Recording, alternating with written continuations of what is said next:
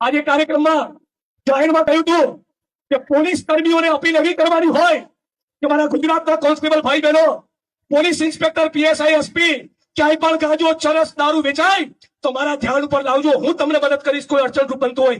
એના બદલે આ ગૃહમંત્રી એવું શીખવાડે છે, નાના વિપક્ષના માણસો તો બોલે રાખે, તમે તારા ચાલુ રાખો કારોબાર, હું બેઠો છું. આને સંસ્કાર કહેવાય? આ સંસ્કાર છે?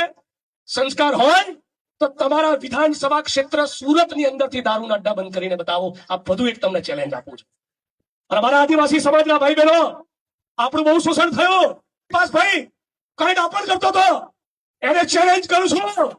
ત્યાં ચોપડી તારામાં પાણી હોય તો અમદાવાદના પવિત્ર ધામની ફરતે 2 કિલોમીટરની ત્રિજ્યામાં ચાલતા દારૂના અડ્ડા બંધ કરીને બતાય. તારામાં પાણી હોય તો એ સંસ્કારની વાત બીજે કરજે.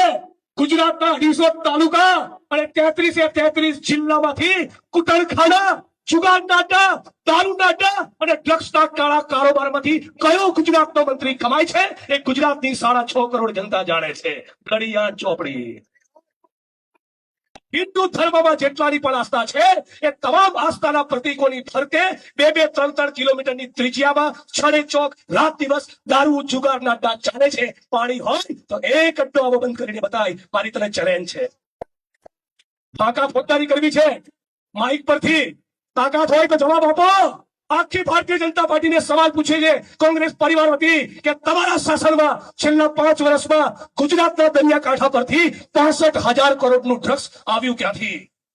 આપો જવાબ.